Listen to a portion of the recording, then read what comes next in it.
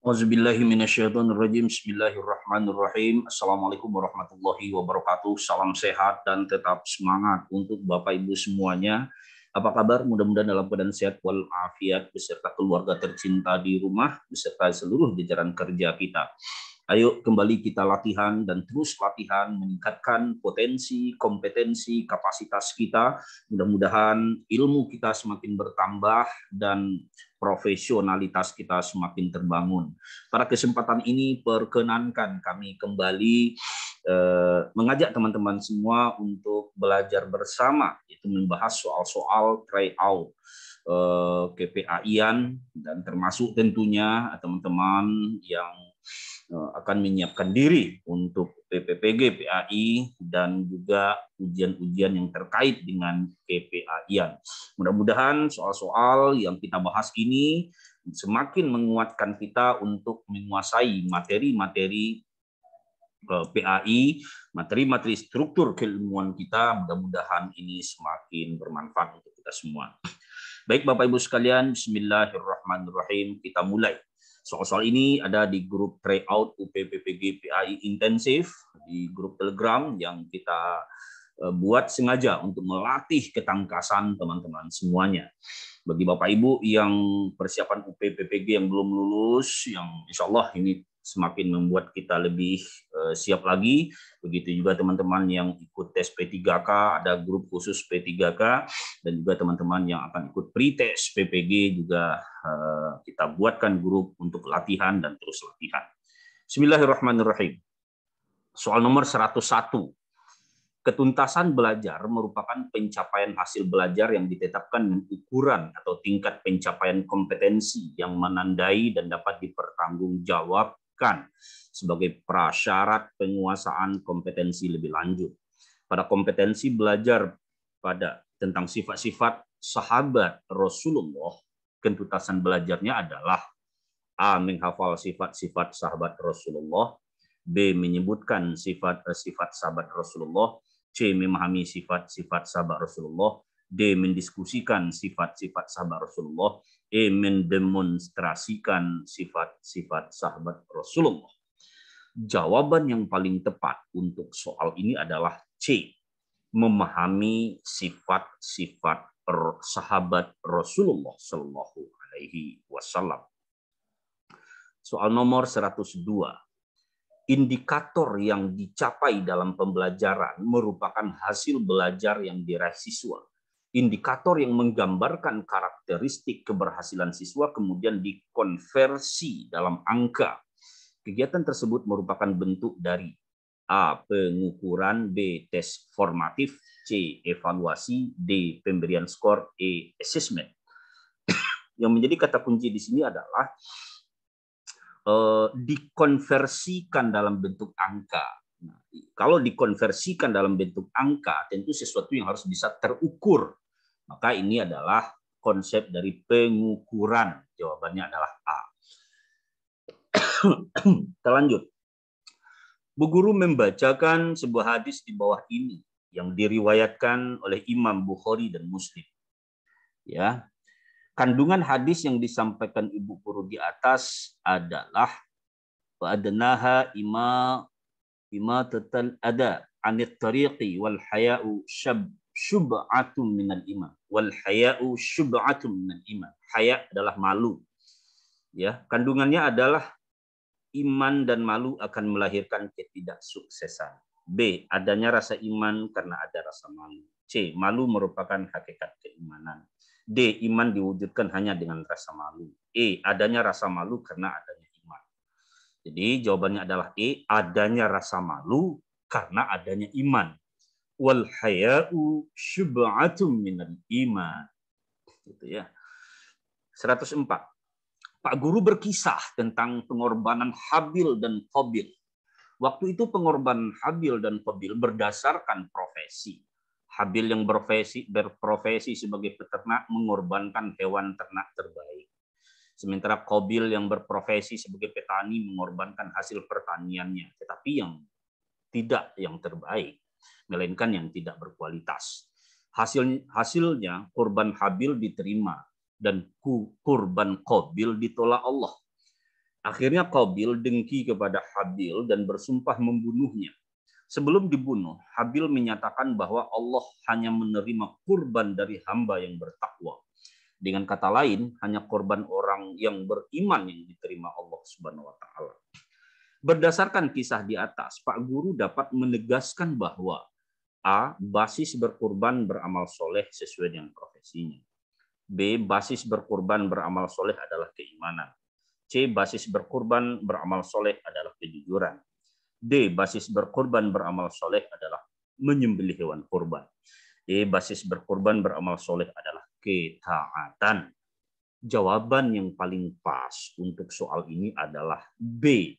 Basis berkorban beramal soleh itu adalah keimanan, iman, keyakinan kepada Allah.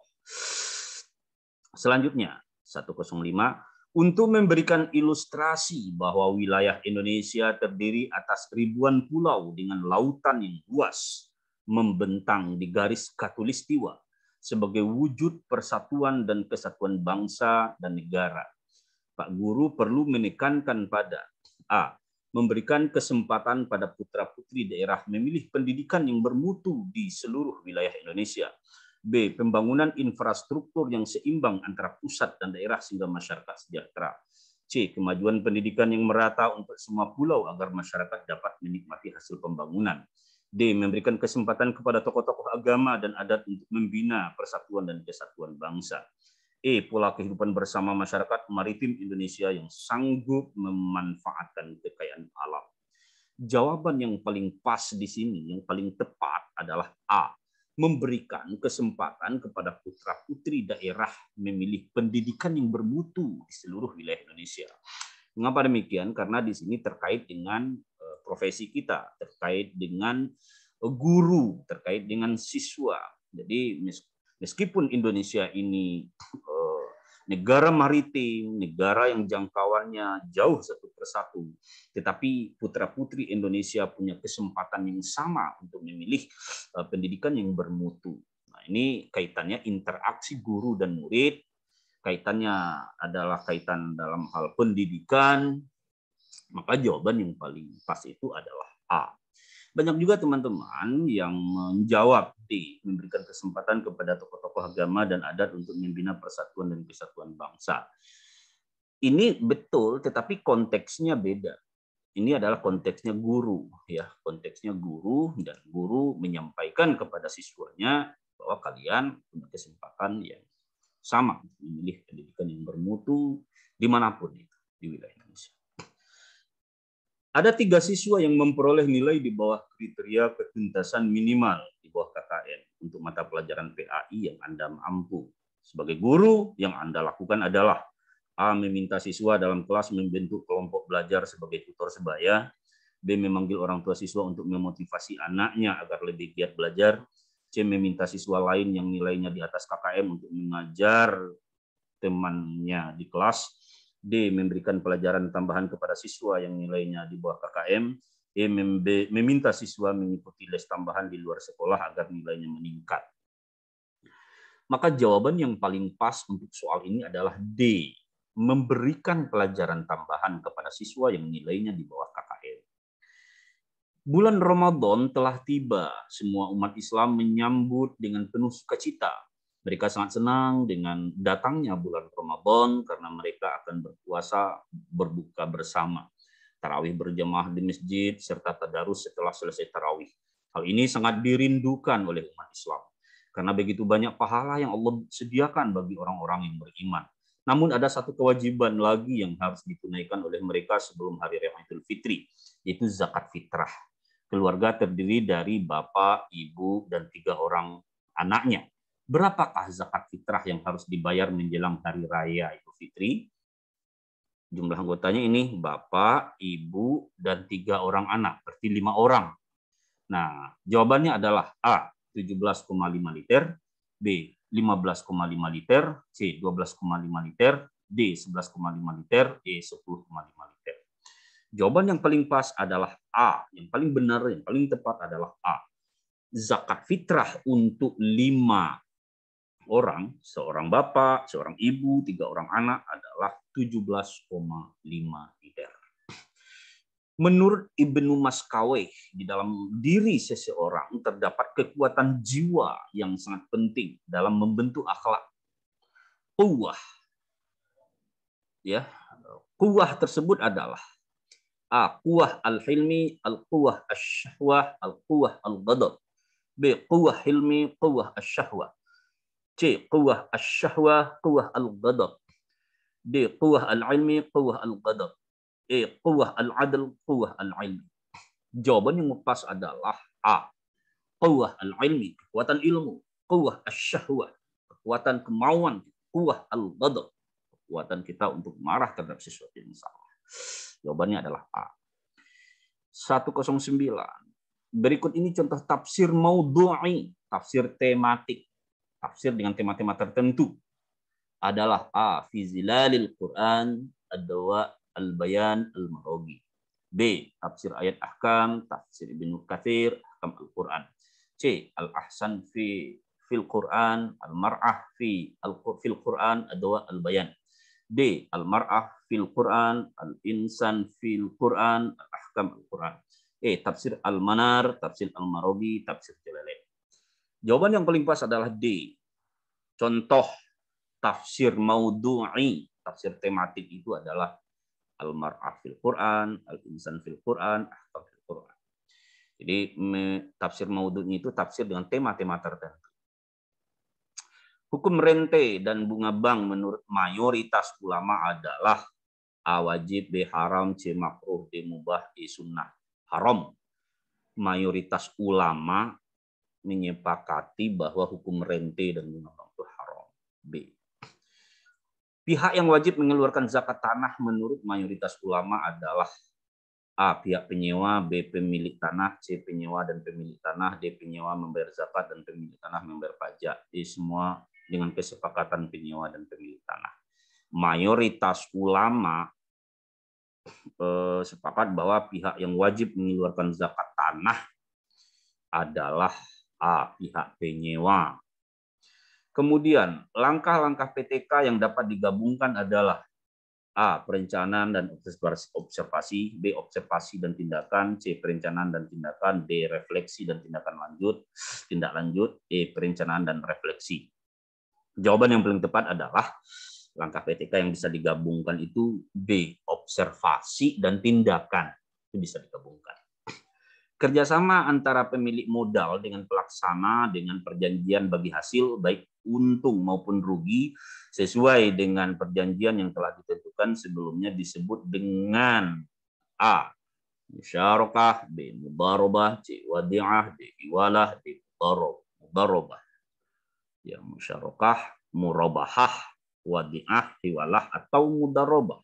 Jawabannya adalah E. Mudharabah. Di kerjasama antara pemilik modal dengan pelaksana dengan perjanjian bagi hasil itu disebut dengan mudharabah.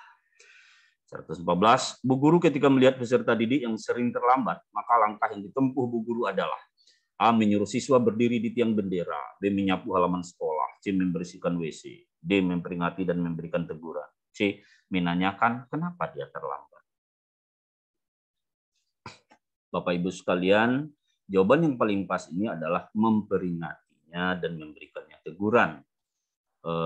Kenapa guru tersebut? Kenapa peserta didik itu terlambat? Kita beri peringatan dan kita beri teguran untuk tidak terlambat lagi. Nah, selanjutnya, Bapak Ibu sekalian, kekuasaan Islam tumbuh sangat pesat. Bahkan Islam mengambil alih Mesopotamia dan Persia dari tangan dinasti As-Sanid, serta mengambil alih Mesir, Palestina, Syria, Afrika Utara, dan Armenia dari Kekaisaran Romawi. Perluasan kekuasaan Islam tersebut terjadi pada masa Khalifah A. Abu Bakar Siddiq, B. Umar bin Khattab, C. Utsman bin Affan, D. Muawiyah bin Abu Sufyan, E. Ali bin Abi Thalib.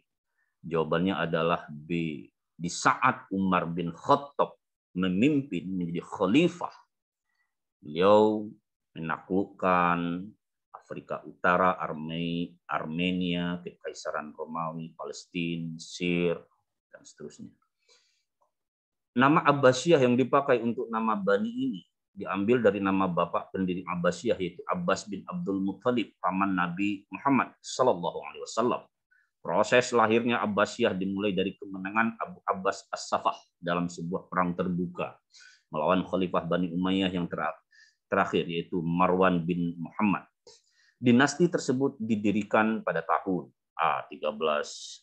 A132 Hijriah atau 750 Masehi, B133 Hijriah atau 751 Masehi, C134 Hijriah atau 75 Masehi, D135 Hijriah atau 753 Masehi, E136 Hijriah atau 754 Masehi.